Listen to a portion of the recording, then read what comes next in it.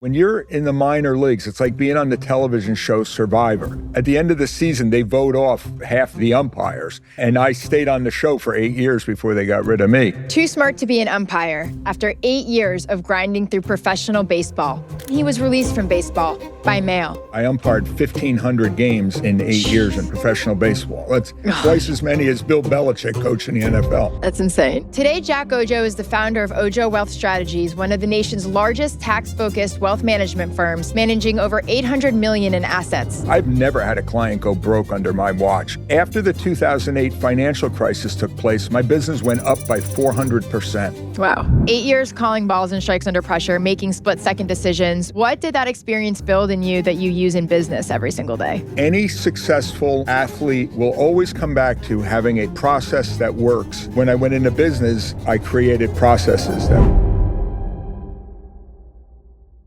He's been the #1 financial advisor in the nation at his firm for most of the past decade, and he wrote the book on turning rejection into reinvention. It's called Too Smart to be an Umpire.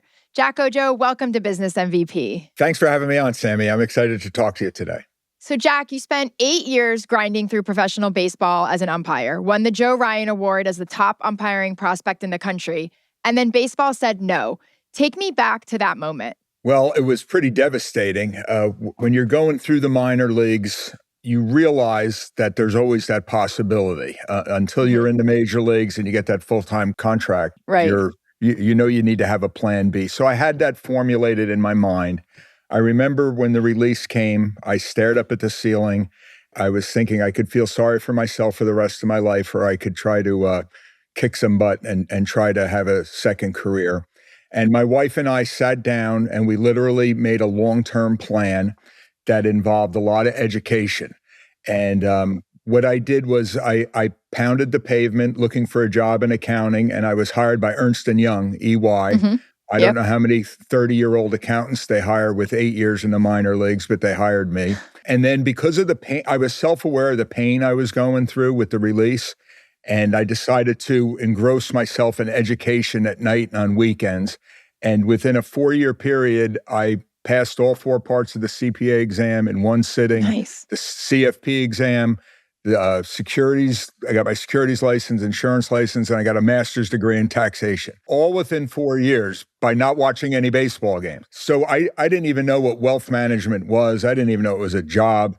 But I just decided I'm going to focus on education, and just see where it takes me. So that's what the process was that I started. That's impressive. on. So that's what that rejection did for you, right? It focused you on that. That's pretty wild. So 8 years calling balls and strikes under pressure, making split-second decisions with incomplete information while everyone in the stadium thinks they know better, right? So what did that experience build in you that you use in business every single day? It built so many things.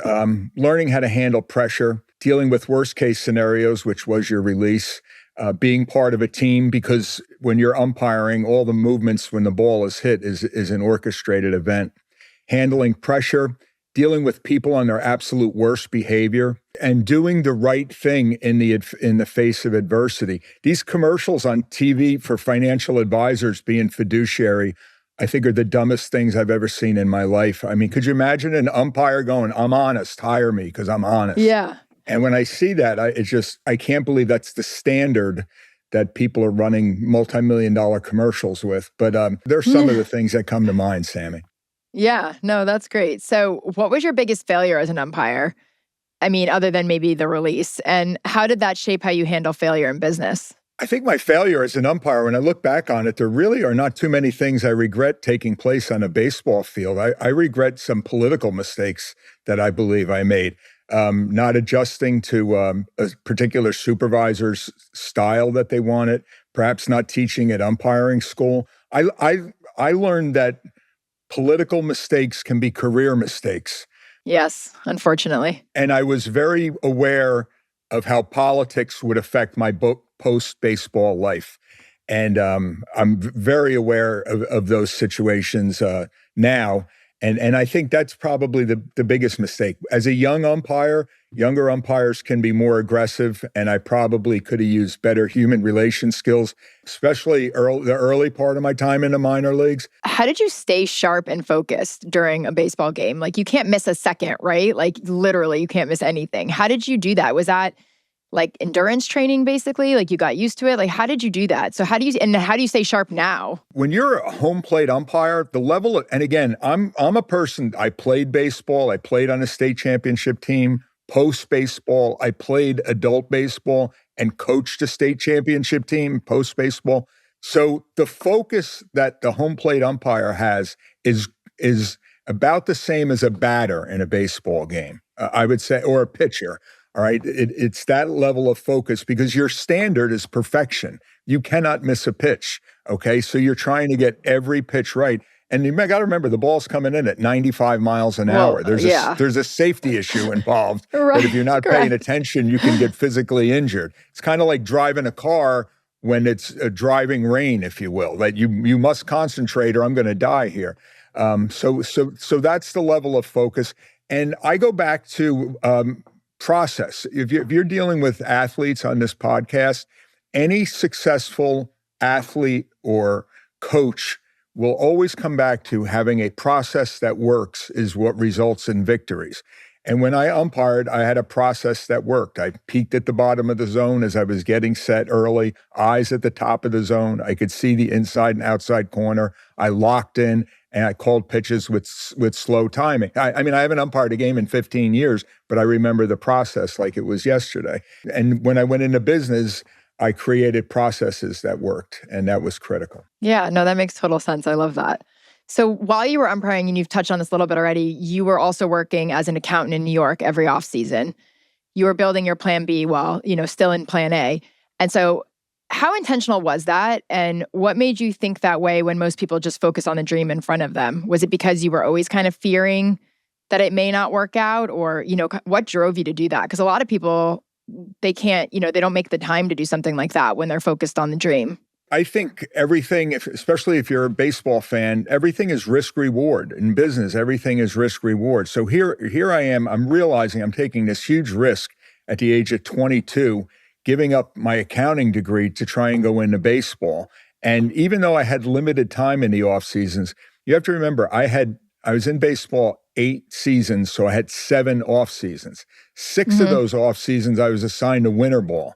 So I umpired 1,500 games in 8 years in professional baseball. That's twice as many as Bill Belichick coaching the NFL. That's insane. During that time, I did not allow myself to go on vacation like other people did. I got a job in New York City working for a financial printer, Charles P. Young Company, which is now morphed into R.R. Donnelley.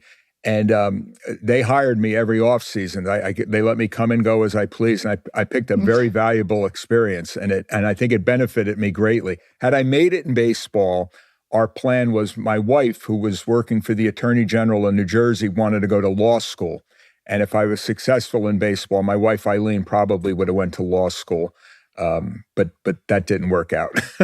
That's so funny. I feel like maybe we've crossed paths. I used to work in banking in New York City, and I went to law school in New York City. So very cool. Funny. Very cool. Love very that. Cool. Yeah. So for the entrepreneurs listening who are still in their day job and thinking about making that jump, what's your advice on timing that transition? What anybody needs to do, in my judgment, there's a couple things. Number one is I think people need to make a plan, a written plan, but the plan should be with math. Okay, so outline, if you're going into business, what do you expect your revenues to be looking like in best case, ideal cases, worst case scenarios? Run some scenarios out with your expense and see what those numbers look like before you make any decisions. Maybe you'll look at it and go, well, that's ridiculous, or yeah, I can go for it. And I would also seek out people that have done something similar to what you want to do. Like being on this podcast, seeking out advice so that you can cut down on the mistakes that you're going to make. 100%. When you put this in writing, a lot of these decisions, in my opinion, Sammy, become self-evident. Yeah. No, that's great advice. Yeah. So when baseball ended, you already had a foundation, obviously. What mattered most in those early days of building something from scratch when you didn't really have inherited clients or institutional backing? It was, I decided, it's the old line from Mike Krzyzewski, Rick Pitino also, if you want to be successful, deserve success.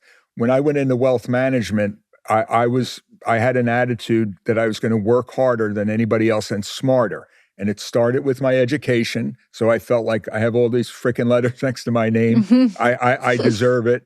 And then two, because of the experience in baseball, when you're in the minor leagues, it's like being on the television show Survivor. At the end of the season, they vote off half the umpires, and I stayed on the show for 8 years before they got rid of me.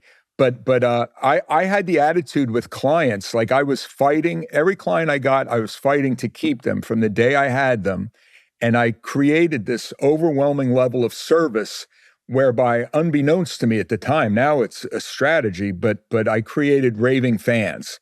And I consider myself, I am at heart a nerdy accountant, I guess, but I created raving fans for my business that brought me all the clients I needed. In my business, as you previously mentioned, I was a number one advisor in my firm for over a decade using math. But it was because these clients were sending people to me, okay? It wasn't because I had some BS closing line or something like that. Yeah. It was because of the service model. Right, exactly. I love that.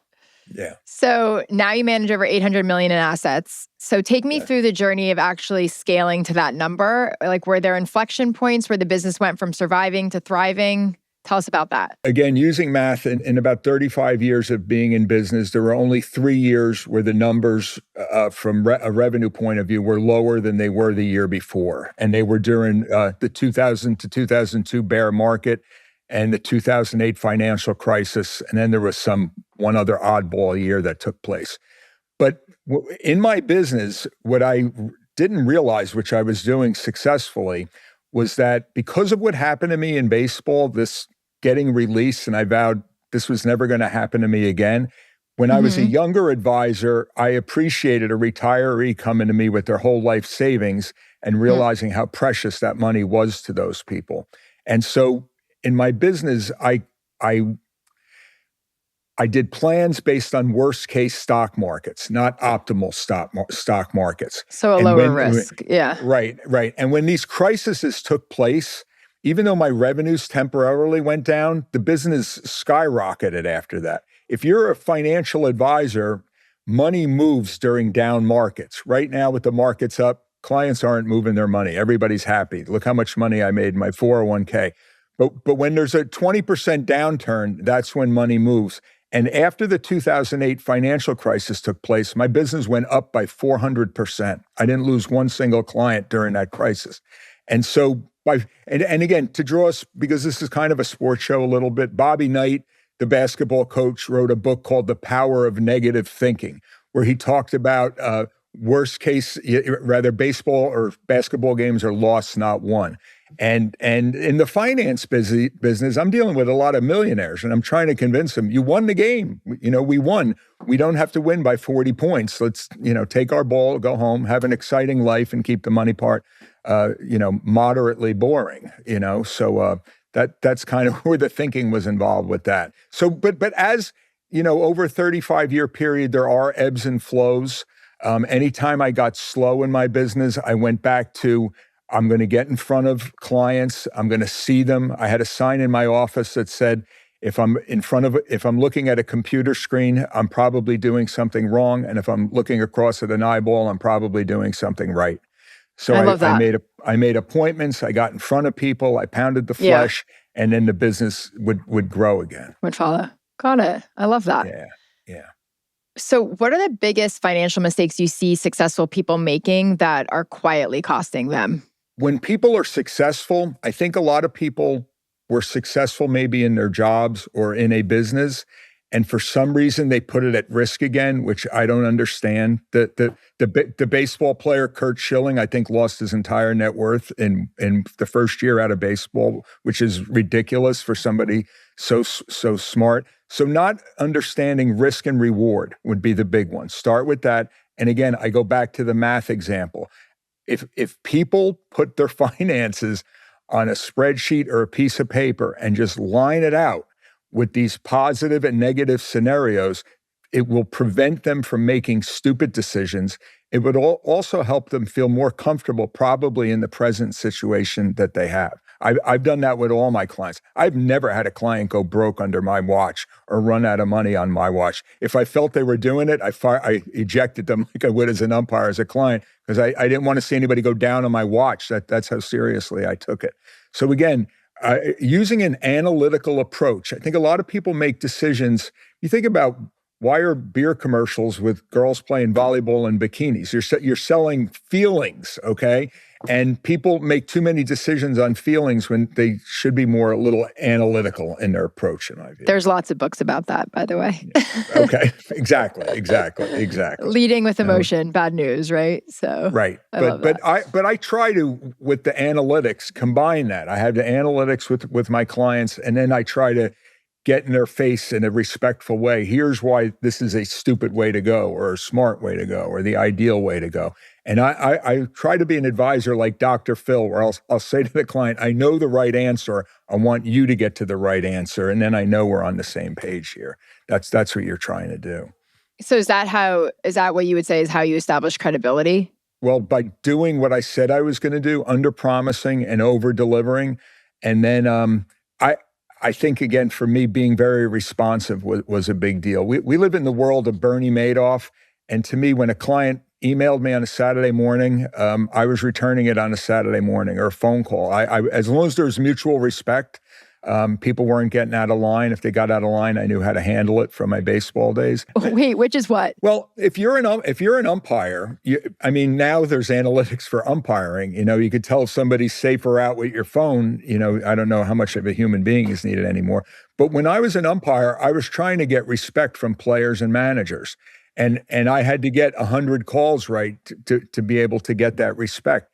And I based my entire business on mutual respect between me and our client, or the people that work in our office and our client. Mutual respect. And we did several things to do that. For one thing, we did, when I met with clients for the first time, I would gather information, shut up and listen, deliver written full financial plans in writing, without taking any money up front, to see if the clients were comfortable with it, making myself vulnerable. So a lot of things I learned in baseball, I applied to business, and mutual respect was probably at the top of the list. Yeah, that's all great advice. So what's the hardest business decision you've had to make, and how did your background as an umpire shape how you handled it? Great question. The biggest decision I had to make was when to get out. Okay, I'm 67 years of age right now. And when I was 57 years of age, I realized that I had a star-based system, Oujo Wealth Strategies. And so the question became, this business is pretty cool. We're making a lot of money. My kids don't have student loan debt. Everything's pretty great. Now, how do we get out of this thing? And in a way that's morally right. And what I did was I mentored people in my office, and I ended up selling the business effective January 1st, 2026 to two of our employees. And they now own the business, and they're paying me out over many years. So from a moral point of view, I learned in baseball, in the minor leagues, that people get treated like garbage unless you're in the major leagues, probably on your second contract. And I treated my employees right, including enable them to purchase the business from me. Okay, and they're doing great with it. All the clients have stayed. I worked hard on coaching them, mentoring them, so that they would be in this position. But knowing when to get out, I could have milked it for a few more years. I mean, I live in Florida most of the year. I could have played golf 4 times a week and just milked the business. But there was a moral and fiduciary, in my opinion, obligation of when to get out, so that the clients would be taken care of and our employees would be taken care of. And that comes again from being an umpire, doing the right thing. I love that. That's pretty amazing. I don't think a lot of people could say that. So thank you for sharing that. I always felt if you do the right thing over and over, and I'm a person of deep faith, I believe if you do the right thing over and over again, good things are going to happen. You have to have a good sense of right and wrong, and when I saw things that were wrong, I would stand up and fight for it. In a respectful way.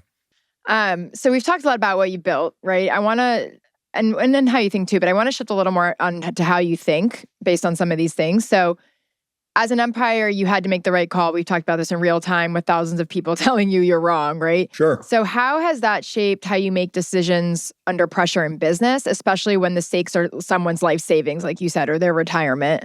I always found it after being in baseball, and again, balking in the winning run with 30,000 people in the stands. And if I could just tell you a very quick story, I'll digress for a second.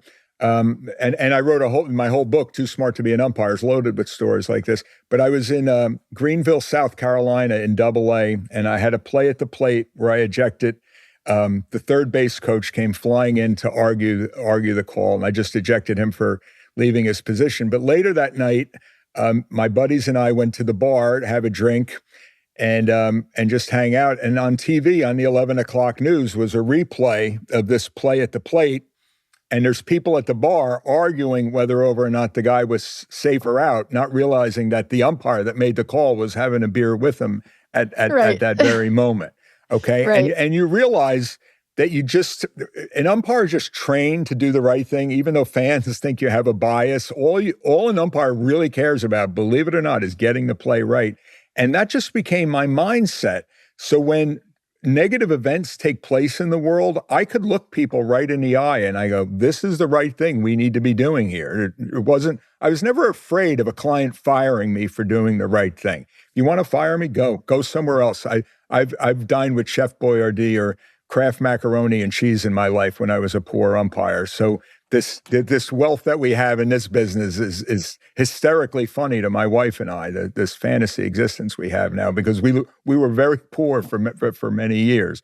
So just do it. You just do the right thing, and whatever happens, happens. That's how I raised my children. I have 3 children that are adults now. They're all doing great, and they were raised that way. Just do the right thing. No, that makes sense. So, and then you just mentioned your book, so I want to talk about that too. So, sure. The book's called Too Smart to Be an Umpire, which is what they told you when, shortly before your release, it sounds like. So right. What's the main message of the book? And for those who haven't read it yet, and who did you write it for? The book has a lot of messages, and I'm glad you asked about it. It's for a baseball fan, they will see what going through the minor leagues is like from an umpire's perspective, just how hard it is, the promotions, the denials, what happens along the way, the 8-year investment that's made. I take you through the whole process. And then from the day you're released, everybody likes a reinvention story. How do you reinvent yourself with a pregnant wife and no money and more like a negative net worth? How do you start a business with nothing? How does that work? And how did you grow it to be, in the business community, I have a lot of respect for what I've done, but most people have no idea about the baseball background. So what did you learn in baseball? How did you grow the business? How did you get out of the business? And how do you have fulfillment in family as well? So I connect the dots in a very easy read. It's an Amazon top 10 bestseller now in its category. And I'm just thrilled with the feedback I've gotten. Yeah, I just did it. I said these 2 guys were taking over. The last year, I thought my clients would need me more, and I was getting bored. And that's when I wrote the book. I'm like, I have too much time on my hands. I did. You're hilarious. That's I had no intention of writing a book. I'm like, I'm so freaking bored here. So it took me about 8 months to write it, and I'm very happy with how it turned out. So awesome. Yeah. I've glanced at it and it's amazing. I encourage everyone to grab a copy. Thank you. So if you could go back and tell your younger self one thing about what success actually requires, what would that be? Number one, with the great attitude, which I believe I did. I'd actually like to thank that younger version of myself for getting to where we are right now. But go for your goals and don't let anybody tell you no. Okay, because a lot of people, especially in this world we live in, there's so much. I didn't realize until the internet came available how angry people are with their lives. But you have to start with a great attitude. I think having a supportive spouse or partner is very, very important. And again, if you make this written plan, okay, it doesn't have to be fancy schmancy, a spreadsheet, whatever. Outline, the best thing that can happen, the worst thing that can happen. For me, when I looked at what is the worst thing that can happen, I looked at it, my wife looked at it, that's not so bad. We could live in that. We've had worse. Okay. So then that would help you make good decisions. And so the younger version of myself, I'm glad I did what I did. I'm 67. I have no regrets whatsoever, none. I love that. And just to back up a second on what you just said, but I think knowing what the worst case scenario is too, and being okay with that lets you proceed without fear. And that's really important because people don't make good decisions when they're based in fear, right? So correct. I love that. I didn't want to let that go because that was a good point that you made. And then further to that, it could be that again, which is a good attitude, but I'm curious, what habit or principle, and it can be good attitude again, from your time as an umpire, do you think every entrepreneur, athlete or not, should adopt immediately? I would think about their client or customer experience. If you're going to be in business, what is your client or customer experience going to be like in terms of dealing with you? And I would go back to my clients or customers to find out what that experience is like. I would also go back, if you have employees, go back to your employees periodically to find out what is their feedback and what's happening. Because I was an umpire, I do have a thick skin. I felt comfortable taking criticism. A lot of people can't do that. They don't want to hear constructive criticism. So get feedback from a lot of people and don't be afraid to get beat up and make adjustments. Because if you're in business, you're going to have to make a lot of adjustments. You're going to make mistakes. They just can't be fatal. That's all. Did you have a lot of mentors or people that gave you advice along the way? Or was this just kind of stuff you learned along the way? It's another great question. I sought them out. When I went into the wealth management business, I called our broker-dealer and I go, can you tell me who the best advisor is in the country? It doesn't have to be the top producer, but who's the best advisor? And they go, you got to call this guy John Rudd, North Carolina. So I called him up and I asked if he could fly up to New Jersey. I paid for his ticket and I had him sit down with me. I had to make a client presentation. And I go, you just saved me about 5 years of stupid mistakes, sir. I really appreciate that. And to this day, John Rudd, who's now in his mid-80s, I believe, are very good friends because he mentored me. In baseball, the first time I umpired a baseball game, there was a guy who went to umpire school, and he looked at me and he goes, Jack, you have no idea what the bleep you're doing out there, do you? And I go, no. And he goes, if you want, I'll mentor you and I will help you. And he did, and I ended up getting into professional baseball. And I just am amazed at how many people, like to this day, I probably get a phone call a month or a text from a college kid or somebody seeking advice, and they're smart to make that call, but a lot of people don't. I think people need to ask and find out. People are willing to give away information. They're willing to help you. Most people are very good, especially successful people. We all like to hear our own story. But people will help you if you ask. So I think it's a big deal. And I think it's a big mistake not to have mentors. And again, with my children, again, very quickly, my daughter, I begged her to get internships and seek out mentors. She's now represents the United States of America as the Department of Energy's attaché in Beijing, China. My son wanted to be a pilot. We brought pilots into the house to give him career advice. He became a captain with Alaska Airlines at the age of 32. So it does work. No matter what you're going into, that does work. Okay. Yeah, no, I think that's great advice because, and a lot of people have done it before you. And like you said, they've made the mistakes for you. Right. So it's just silly to repeat the same things if you can avoid it, right? So I think that's great advice. But also just knowing what to expect and someone that's seen the other side is invaluable, right? The whole, like what you actually have to do to get to that other side. So that's great advice. Yeah. I read that every February for over 20 years, you've run a free youth umpire clinic. So I love this, giving back to the game that cut you. So, sure. And not with bitterness, right? But with generosity. Where does that come from? And do you still do that? I don't do that anymore because we live in Florida most of the year now. So when we went to Florida, I stopped doing it. It actually came from coaching at the Little League, and they were having problems with umpires and umpire shortages. And I raised my hand one day and I said, if you give me a bunch of kids, I could teach them how to umpire probably better than the adults. And long story short, they took me up on it, and it ended up working out great, where I did this youth umpire program. The problem, which I also write about it in Too Smart to Be an Umpire, because of complex issues in our society, these youth umpires are being physically assaulted, verbally abused, and there's a shortage of officials all over the country. It's part of the reason why I wrote the book. Right, because who would want to do that? Yeah. It's freaking insane. You're having 13-year-old kids under their mask crying because a grandparent is showing their grandchild how much they love them. I can imagine. So, my kids play baseball. Oh, do they? One of mine, yeah. but it's a great game. But it is. I did it to give back, and I fell in love again with the game of baseball. Again, coaching a 14-year-old state championship team was a great thrill. So I did fall in love with the game after we were out of favor for a while there. But anyway, that's what we did. Do you disclose who your favorite team is, or would that not be very umpire-y of you? I'm a fan of the game. I follow the Yankees. You end up hating everybody because how much they yelled at you.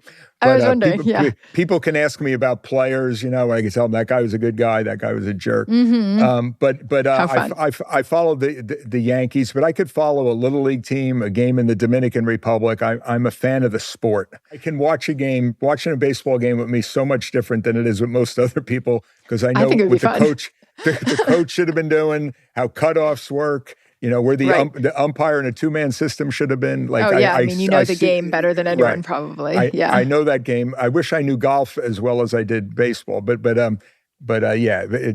like a religion. Baseball is always like a religion to me. I love the game very much. It's been very good to me. I love that. So we know kind of where you are with your wealth management company. We know then you got bored, you wrote a book. So what are you working on right now that you're most excited about? So right now, I'm simply doing what I advise my clients to do, and that's take the first year and just go slow. Whatever opportunities come my way, I'm willing to do. But I'm interested in giving back, whether it's through these podcasts, maybe another book. I don't know, but I just want to give back.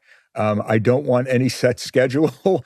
I like being able to play golf and pickleball, and I had 0 grandchildren a year ago. I have 3 children. Within 10 months, all 3 of them had their first child. So we've gone from 0 to 3 grandchildren. Oh, that's amazing. Congrats. Yeah. I love that. Thank you. In a year. So I want to spend some time with them too. And my wife and I like to travel. We spent 7 weeks in Australia, Vietnam, Singapore, New Zealand. So we've done a lot of traveling, and so I'm keeping an open schedule. But I'm open to some opportunities, but they're on a selective basis. That's for sure. Yeah, no, that makes sense. I hope you enjoy it. Yeah. You've earned it. So that's amazing. So thank you so much, Jack. Last question: what does it mean to you to be a business MVP? It's very gratifying. I think success in life is having, for me, it's having adult children that want to spend time with you. But in business, I think it's being respected by your peer group. As an umpire, I wanted to be respected by the other umpires. And in my business, I'm glad I was by the other umpires, and in this profession, to be respected by other advisors. I think that means a lot. Yeah, I think that's great advice. So thank you so much. I've really enjoyed this. Is there anything else that you want to share? I think you got a lot out of me there, Sammy. I really enjoyed talking to you. No, but I think if people read the book, they're going to have a lot of fun with it, and I think they will definitely get some things out of it that they can use in their life from a practical point of view. Yeah. And that's how champions think. Here are the key takeaways from my conversation with Jack today. Make the right call even when everyone in the room disagrees with you. That's leadership. You get to decide what defines you. Someone else's words can either tear you down or become the thing you build your story around. And you don't need anyone's permission or anyone's client list to build something extraordinary. You need discipline, trust, and time. If you got value from today's episode, share it with someone who's ready to think bigger, compete harder, and win in business. Make sure you're subscribed so you never miss an episode. And if you haven't, leaving a 5-star review goes a long way in helping us grow and reach more leaders like you. I'm Sammy Peterson. Thanks for being part of the Business MVP community, and I'll see you next time as we continue building you into an MVP in business and in life.